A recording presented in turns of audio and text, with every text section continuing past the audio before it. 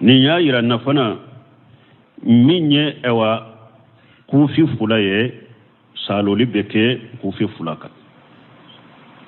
kufi fula saloli bekuka me saloli kufi fulaka comme ante fiqhu yoro la nana hadisa kono ambu foni teleya ni saloli beke kufi fulaka sarati damado de bala sarati duru nyugona bala a sarati fulo ye munye saloli ke kufi fula aka soro siem fula seneyalen do na fula la ni ba fe ka saloli ke ka kufi ka ubi ka sisoti ibe salliji dafalendeta ni salliji dafalenta ubi ka kufi do siem fula la ube bi ka sisoti do nuyu do ninka salliji dafalenka ni te tamala isigilembe dugu kono de tile ewa suni tile dirima eri muga ani nani ulu dirima ibeshe ka saloli ke ka sisotika ube ka kufi menna ya soro saliji dafele iyu do ushena umu boyorola de umu bode utori shendela ni ka saliji chiana ye saliji kurata depuis ewa sisoti nunundo saliji kafana ube ye kufu nunundo saliji kafana imu bo fokata saliji chiana ni saliji chiana ibe saliji kurata ibe saloli kuka ni te tamala eri muga ani nani suni tile dirima min ni eri muga ni nani bata yoro juma saloli folo misali la sogoma fajiri saliji dafalenta iye sisoti ude ube ye kufi udo salli fana yo salliji soro ila lagasara yo salliji soro ila futuru yo salliji soro ila bo sago safo de sa sani safo kashe etara nyege na ube ka salliji chiana safo iye salliji kurata iye saloli ki ka kofiuka le eri mugani nani mindirima abata ni saloli folo de la kofi doni intede saloli folo jate mbeta suni tile mindirima abata saloli folo de la ha salo awa bape safo indela safo wakati ye saloli minke ha e walleri eri mugami ani nani mindirima jate bata odela ko fi undo ni sen na wakati mi jate tawlade saloli folo minkera safo wakati jate bata odela wonna ya soro ibe tama denya de la eri bi wolon fula ani fula de dirima su saba anu tilew eri bi wolon fula ni fula dirima ni eri bi wolon fula ni fula fana anya fo chogomi ko fi do na shen kono wakati mi ata dati inta tawlade dati imbata ika saloli folo de la ninye akiri suruma fulay bo fulana anya kuna satiraini lirzilaini malikabaini pour ka saloli ke kufika ube sisote akasoro sisetu fula ube kufi fula ubu siem fula sutura ka farali kaba kuru furaka akasoro al kaba kuru fura dogorendi sisoti do be samara la madedo atesha al kaba kuru furama saloli te ko kade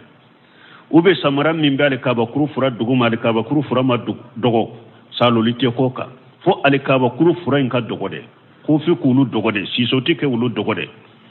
ninye sarati fulana saloti beke sisoti ni menko be kufi minka asarati sabana anya kuna tahiraini akasoro ika sisoti fulai seneyalendo ube kufi fula kasoro seneyalendo kufi sobileunte odelay munye parce que dondo la chide kato sallila aya soro wakati ube sallini samarade jibrila nana afwaye kwa ka samara sobileno chide nyato sallila ka semfo shikabu kono don ke ba ya yira samara mi sobileno kufi mi sobileno sisoti mi sobileno sallite saha kono ni sallite saha kono salulite nyaka ninde sarati sabanai sarati nani na an yakuna almashu fil wudu duna alqusul saloli sisotika ube saloli kufika oyede hadasul asqar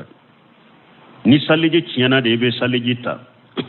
saloli be ka odela mais ni janaba de ye mugo soro fo yiki ka sisotu bo ika kufi bo ika janaba ko de saloli te kuka wala de janaba la de saloli be kuka sobe fitini de la sallijita ne nana na janaba ko de la ube bode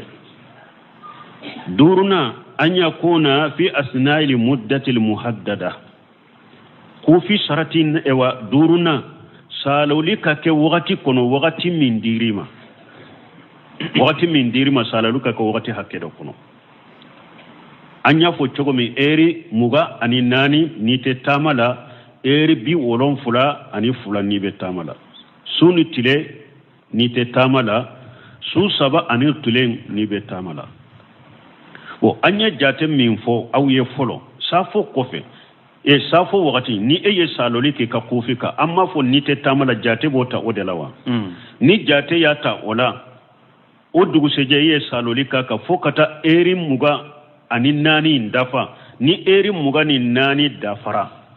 o kofe ni be saliji wereta kofu ubode saloli te sahu ka tugune de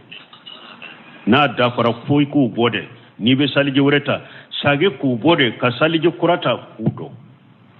wakati banna bolo bo donc ba ka kuma be yoro juma sisa min naha ya soro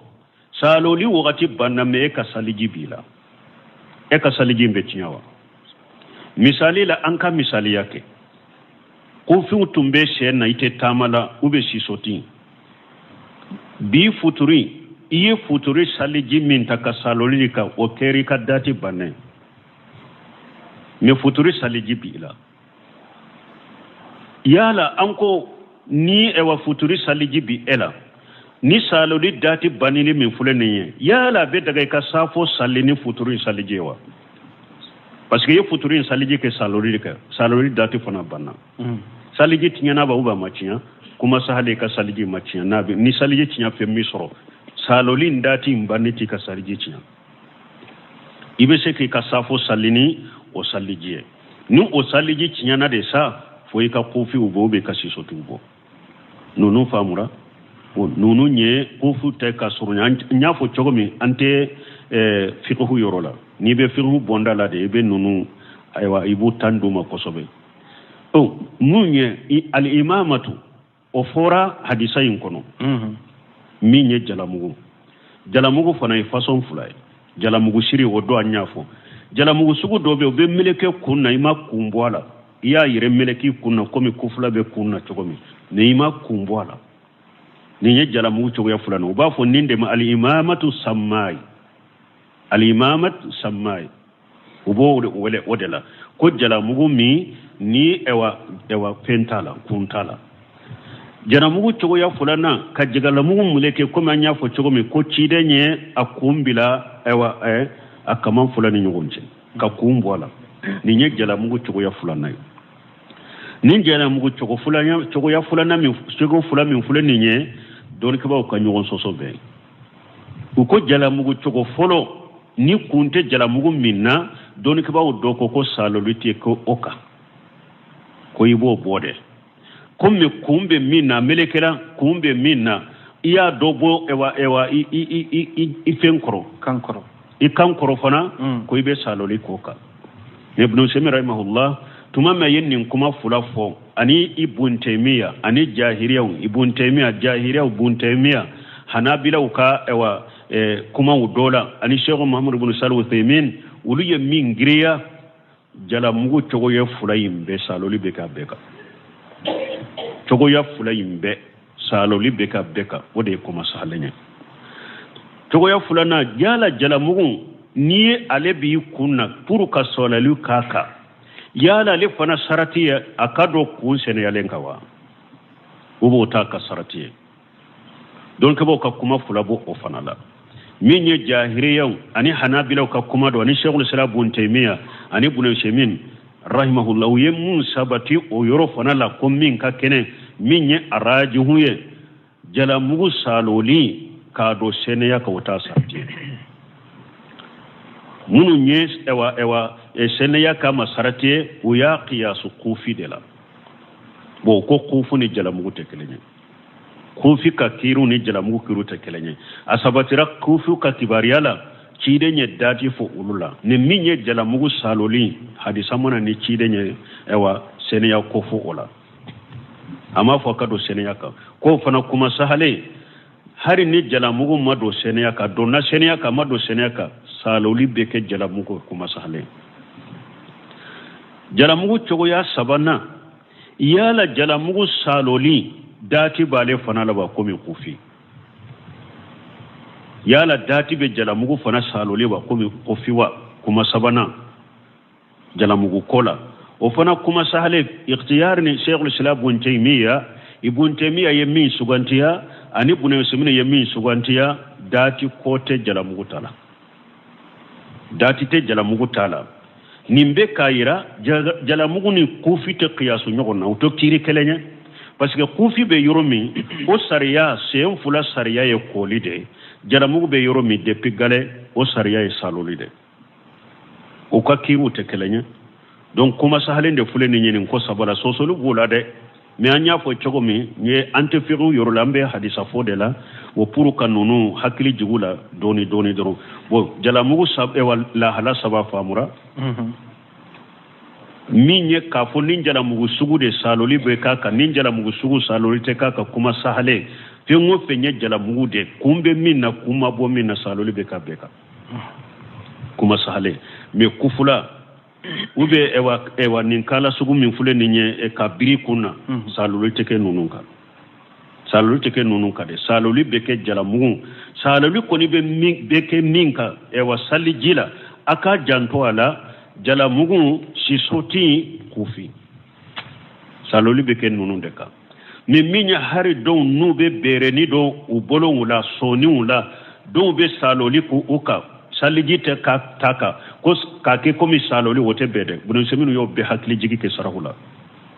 ni bere ni bi bolola ni saliji wakati sera bere ni bi soni wula a gerete ka bola salijite sa ka to sonina soni be farda yoro de la ka bere ni dalen nto ka manala made do be da soni ka de jite soni soro a bola de salijite saha bere ni ka ibabu i bolo de la ka salijita o ka famu mo bolo donc jalamugu cogoya fulana jalamugu donna seniya ka o mado seniya ka saloli be kaka jalamugu soya sabana dati te jalamugu saloli kola antum be nyon hakili jigi munu na kufi ka kola ani jalamugu ka kola ayini yorote sino niye mojahabu lajere majahabi malikiya alete so saloli ka ke jalamugu ka fo darura ebe yoro la ka jalamugu melekela cogo dola ni ko ka afoni ni ka gele majam malika be siradi saloli ka ke jalamugu kan yoro de la sino ulu bolo ite saloli ka jalamugu ka ne kuma sahale saloli be kaka